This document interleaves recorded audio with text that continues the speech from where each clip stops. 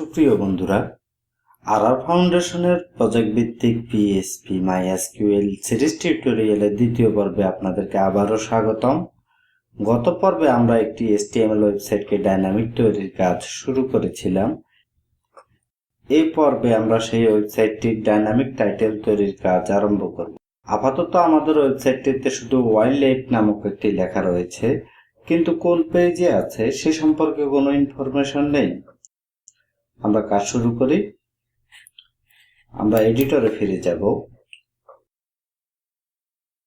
Include ফোল্ডারের মধ্যে একটি নতুন ফাইল নেব। ফাইলটিকে সেভ করব। ফাইলটির নাম দেব title.include.php। পিএইচপি এর স্টার্টিং ট্যাগটি নেব, কিন্তু এই ফাইলটিতে আমরা কোনো ক্লোজিং পিএইচপি ট্যাগ নেব না, কারণ এই ফাইলটিতে শুধুমাত্র পিএইচপি কোডই থাকবে। এক্সটার্নাল ফাইলে যদি শুধুমাত্র পিএইচপি কোড থাকে তাহলে ক্লোজিং পিএইচপি ট্যাগটি অপশনাল। অধিকন্তু ক্লোজিং পিএইচপি ট্যাগটি না দিলে তা আমাদেরকে হেডার অলরেডি সেন্ট নামক একটি কমন পিএইচপি এরর প্রিভেন্ট করতে সহায়তা করবে। এই এররটি সম্পর্কে আমরা পরবর্তীতে আরো বিস্তারিত জানব। ডাইনামিক টাইটেল তৈরি করতে আমরা ওয়াইল্ড লাইফের পরে কারেন্ট পেজের ফাইল নেম সংযুক্ত করব। গত পর্বে আমরা জেনেছিলাম কিভাবে বেস নেম ফাংশন এবং সার্ভার স্ক্রিপ্ট অ্যারে ব্যবহার করে কারেন্ট পেজের ফাইল নেম বের করতে হয়। আমরা আগের সেই একই প্রক্রিয়া অনুসরণ করে ফাইল নেমটিকে বের করে নেব। একটি ভেরিয়েবল নেব টাইটেল নামে, তাতে base name, server, script file name.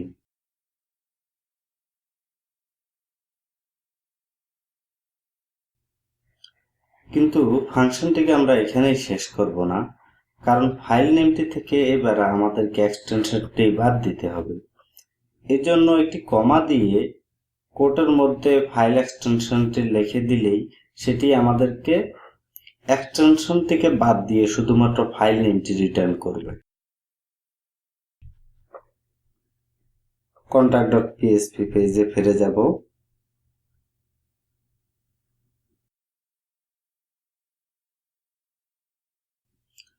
প্রথমেই ইনক্লুড ফাইলটিকে লিংক আপ করে নেব।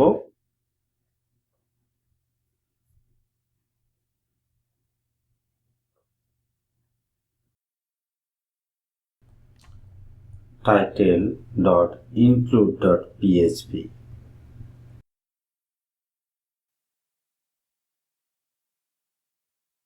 এবার টাইটেল ট্যাগের মধ্যে স্টার্টিং পিএইচপি ট্যাগ নেব, একো একটি ডবল কোটেড স্ট্রিং নেব,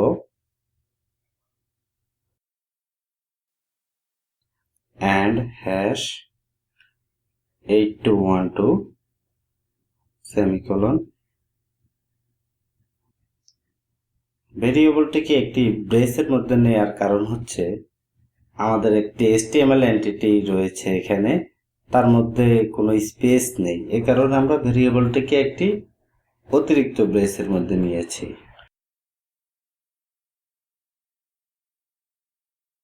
ফাইলটিকে সেভ করব।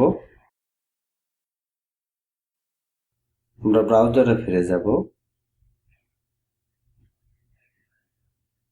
হ্যাঁ, ফাইল নেমটি সঠিকভাবে এগিয়ে এসেছে, কিন্তু কন্ট্যাক্টে সিটি স্মল লেটার দেখতে ভালো লাগছে না। আমরা এখন এটিকে ক্যাপ করা যায় কিনা দেখি।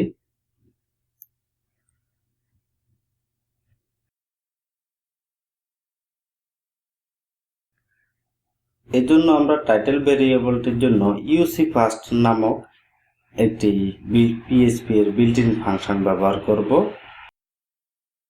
ইউসি ফার্স্ট টাইটেল। এই ইউসি ফাংশনটি টাইটেল ভেরিয়েবলের প্রাপ্ত স্ট্রিং এর প্রথম ক্যারেক্টারকে আবার কেস করে দিয়ে আবার টাইটেল ভেরিয়েবলে সংরক্ষণ করবে। ফাইলটিকে সেভ করে নেব। ব্রাউজারে রিফ্রেশ করি। হ্যাঁ, কন্ট্যাক্টের সিটি এবার ক্যাপিটাল লেটারে এসেছে, কিন্তু এটি কন্ট্যাক্ট আস হলে দেখতে আরো ভালো হতো। আমরা এটিকে কন্ট্যাক্ট আস করব। এখন ফাইলটিকে রিনেম করব। যেহেতু এই ইউআরএল এর মধ্যে কোনো স্পেস অ্যালাউড নয়, তাই এখানে একটি আন্ডারস্কোর দেব আমরা।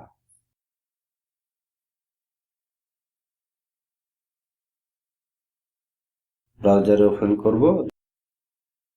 দুঃখিত, আমরা মেনু লিঙ্কটিকেও আপডেট করিনি, ফাইল নেমটিও আমাদের পরিবর্তন হয়েছে। header.include.php ফাইলের লিঙ্কগুলো আপডেট করে নেব।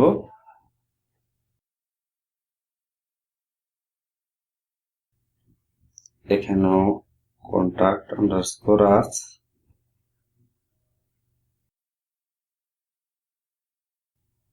লিঙ্কটিতেও পরিবর্তন করে নিই। ফাইলটি সেভ করব। এবার পুনরায় ব্রাউজারে ফিরে যাব। একটি রিফ্রেশ করে নেই। হ্যাঁ, এখন কন্ট্যাক্ট আস এসেছে, কিন্তু এখন আমাদেরকে মাঝখানের এই আন্ডারস্কোরটিকে বাদ দিতে হবে। এই জন্য আমরা আরেকটি পিএসপি এর বিল্ট ইন ফাংশন ব্যবহার করব। Title variable is equal to str replace. কাকে রিপ্লেস করব? আন্ডারস্কোরকে। কিসে রিপ্লেস হবে? স্পেস। কোন ভেরিয়েবলকে রিপ্লেস করবে? টাইটেল ভেরিয়েবলের স্ট্রিংগুলোকে। ফাইলটিকে সেভ করে নেব। ব্রাউজারে পুনরায় ফিরে যাই। হ্যাঁ, কন্ট্যাক্ট আস হয়েছে, কিন্তু ইউটি স্মল লেটার রয়ে গেছে, কারণ ইউসি ফার্স্ট শুধুমাত্র প্রথম ক্যারেক্টারকেই ক্যাপিটাল করেছে। এখন আমরা ইউসি ফার্স্টের পরিবর্তে ইউসি ওয়ার্ডস নামে আরেকটি ফাংশন ইউজ করব।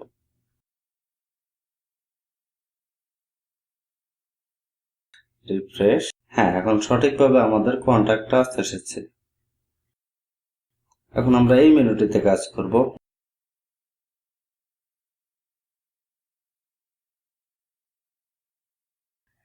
এখান থেকে লিঙ্কগুলো কপি করে নিয়ে যাই।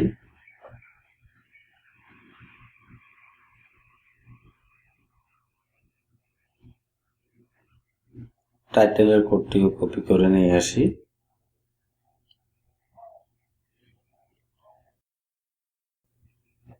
পেস্ট করে দেব।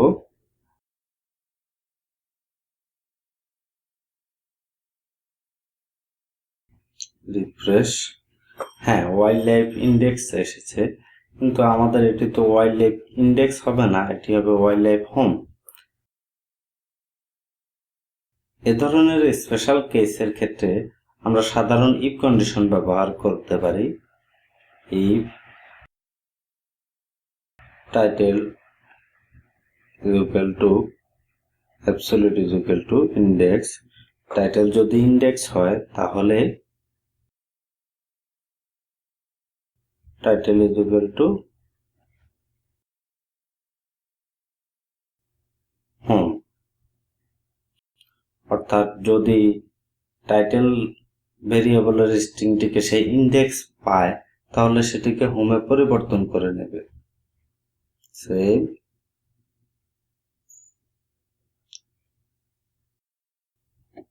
রিফ্রেশ। হ্যাঁ, আমাদের সঠিকভাবে এসেছে। Wild life. দুটি ফাইলের কাজ শেষ হয়েছে। এখন একটি ব্যাপার হচ্ছে, কোনো কারণে এই টাইটেল ভেরিয়েবলটি যদি এক্সটার্নাল ফাইলে না থাকে বা মিসিং হয়, তাহলে আমাদের কোডটি এরর রিটার্ন করবে। এজন্য সবচেয়ে ভালো হচ্ছে আমরা আগে চেক করে দেখি যে টাইটেল ভেরিয়েবলটি এক্সিস্ট আছে কিনা। যদি এক্সিস্ট থাকে তাহলে এই কোডটি এক্সিকিউট হবে, আর যদি এক্সিস্ট না থাকে তাহলে আর এই কোডটি এক্সিকিউট হবে না। এজন্য আবারও পুনরায় পিএসপি ফাংশন ব্যবহার করতে পারি। আর টাইটেল ভেরিয়েবলটি এক্সিস্ট আছে কিনা সেটি চেক করার জন্য পিএসপি এর আরেকটি বিল্ট ইন ফাংশন ইসেট ইউজ করব। আমরা ইফ কন্ডিশন লিখব, ইফ ইসেট কাকে চেক করব, টাইটেল ভেরিয়েবলকে। এই অংশটিকে একটি কন্ডিশনের মধ্যে ফেলে দেব, আরেকটি ব্রেস সংযুক্ত করে দেব। অর্থাৎ যদি টাইটেল ভেরিয়েবলটি এক্সিস্ট থাকে তাহলে এই অংশটি এক্সিকিউট করবে, আর নতুবা ডিফল্ট ওয়াইল লেফট নামক লেখাটি পেজে দেখাবে। সেভ।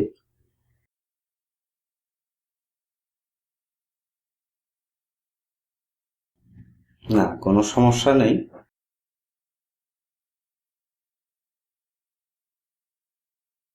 আমরা এই লাইনটি বাকি পেজগুলোতে আপডেট করে দেব।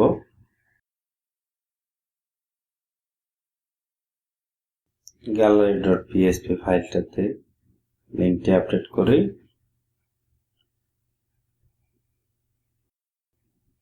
blog.php paste. এই ফাইলগুলোতে ইনক্লুড ফাইলটি লিঙ্ক আপ করা হয়নি। ইনক্লুড ফাইলের লিঙ্কটিকে কপি করে নিয়ে আসি, পেস্ট,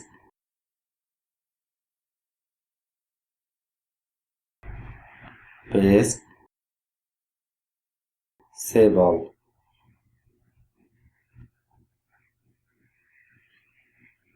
আমাদের সঠিকভাবে সবগুলো পেজে টাইটেল চলে এসেছে। এখন আমরা ডাইনামিক ফুটার নিয়ে কাজ করব। আপাতত এখানে 2013 লেখা আছে, কিন্তু যখন বছর পরিবর্তন হবে তখন ম্যানুয়ালি আবার সাধারণ HTML এ পরিবর্তন করতে হতো। এখন আমরা এটিকে স্বয়ংক্রিয় করব। এই ফাইলগুলোকে আপাতত বন্ধ করে দেই।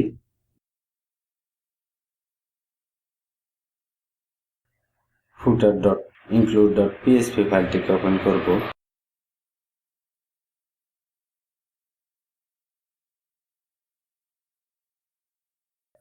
PHP ট্যাগ নেব।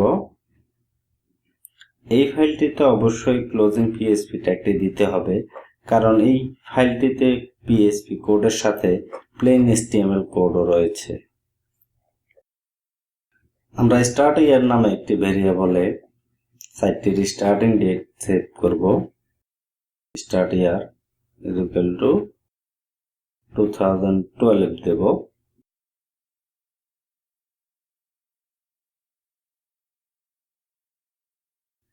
কারেন্ট ইয়ার নামে আরেকটি ভেরিয়েবলে সার্ভারের স্বয়ংক্রিয় ডেটটি সংরক্ষণ করব। এই জন্য ডেট ফাংশনটি ব্যবহার করব। ডেট প্যারামিটার হিসেবে ক্যাপিটাল ওয়াই দেব।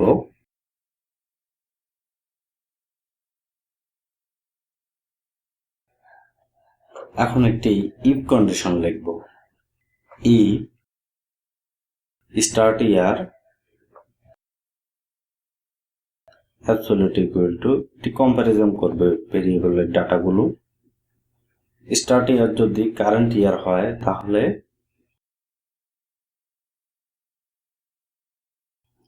echo স্টার্ট ইয়ার।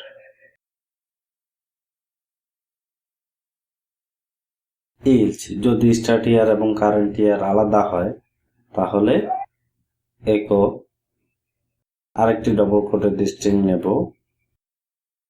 প্রথমে দেব স্টার্ট ইয়ার, ব্রেসের মধ্যে দেব and #8211। এটি হচ্ছে নিউমেরিক্যাল en ড্যাশ।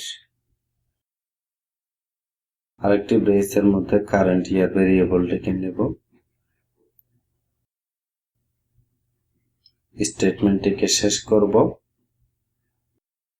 ফাইলটিকে সেভ করব। ব্রাউজার এখন আমরা রিফ্রেশ করব।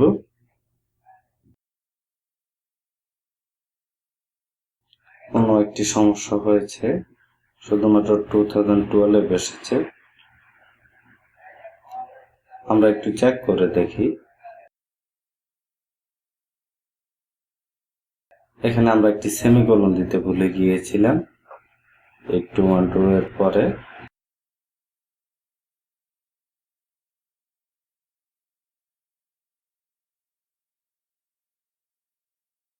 হ্যাঁ 2012 2013 সঠিকভাবে এসেছে। এখন আমরা এটিকে যদি স্টার্ট ইয়ারকে যদি 2013 দিই,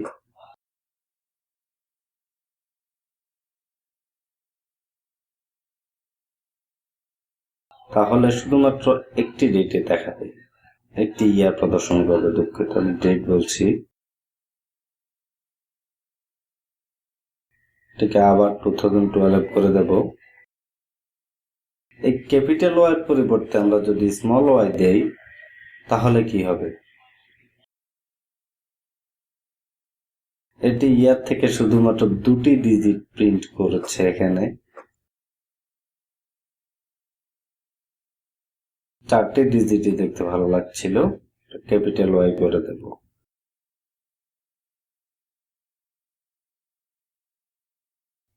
হ্যাঁ, এভাবেই থাকুক।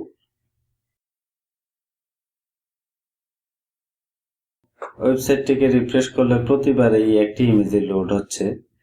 কেমন হবে যদি আমরা প্রতিবার ভিজিটর একটি করে নতুন ইমেজ পাই? অর্থাৎ আমরা এখন র্যান্ডম ইমেজের কাজ শুরু করব। ভিজিটর প্রতিবার রিফ্রেশ করবে বা প্রতিবার সাইটটিতে ঢুকলে সে প্রতিবার একটি করে নতুন ইমেজ দেখতে পাবে। আমরা আমাদের প্রজেক্ট ফাইলটিতে চেক করে দেখি আমাদের কয়টি ইমেজ রয়েছে। আমি স্লাইডারের জন্য অলরেডি 4টি ইমেজ তৈরি করে রেখেছিলাম। স্লাইডার 1 2 3 নামে আছে। আমরা এডিটরে ফিরে যাব। ইনক্লুড ফোল্ডারের মধ্যে একটি নতুন ফাইল নেব। ফাইলটিকে সেভ করব র্যান্ডম ইমেজ নামে।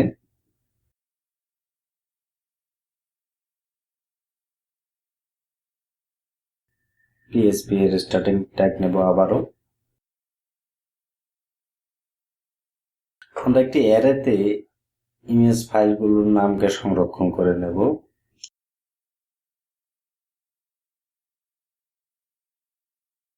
অ্যারে, এটি একটি ইন্ডেক্সড অ্যারে হবে।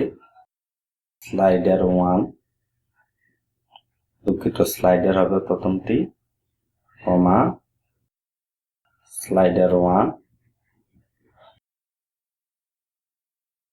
স্লাইডার 2, কমা স্লাইডার 3। ফাইল নেমগুলোর সাথে আমরা এক্সটেনশন দেই নেই, কারণ এটি আমরা একসাথে অ্যাড করে দেব। এখন একটি কাউন্টার নেব, i = rand নামক একটি পিএসপি এর বিল্ট-ইন ফাংশন ব্যবহার করব। আমাদের এখানে অ্যারেটিতে শুধুমাত্র 4টি এলিমেন্ট আছে, তাই আমরা rand এর রেঞ্জ দেব 0 থেকে 3।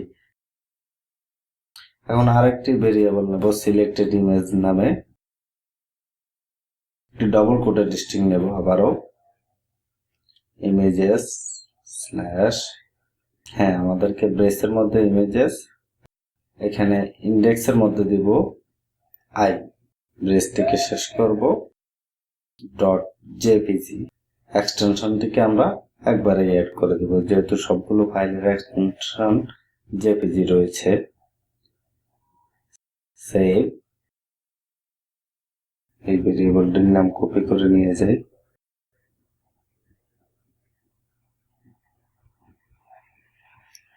এই লাইনটি ডিলিট করে দেব। পিএসপি ট্যাগ নেব, একো, ভেরিয়েবলটির নাম পেস্ট করে দিলেই হবে। ইনক্লুড ফাইলটিকে উল্লেখ করতে হবে, ইনক্লুড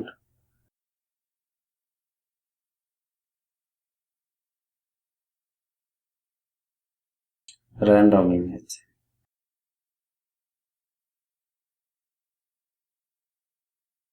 ব্রাউজারে ফিরে যাই, রিফ্রেশ। হ্যাঁ, আমাদের র্যান্ডম ইমেজ ফাংশনটি কাজ করেছে। আমরা প্রতিবার রিফ্রেশের সাথে একটি করে নতুন ইমেজ দেখতে পাচ্ছি। বন্ধুরা, আজকে এই পর্যন্তই। আগামী পর্বে আমরা এই র্যান্ডম ইমেজটিতে একটি ক্যাপশন যোগ করার চেষ্টা করব। প্রতিটি ইমেজের সাথে আলাদা আলাদা ক্যাপশন আসবে এবং তাতে আমরা মাল্টি ডাইমেনশন অ্যারের ইমপ্লিমেন্টেশন করব। আপনাদের সকলের সুস্বাস্থ্য কামনা, এখানেই বিদায় নিচ্ছি। আল্লাহ হাফেজ।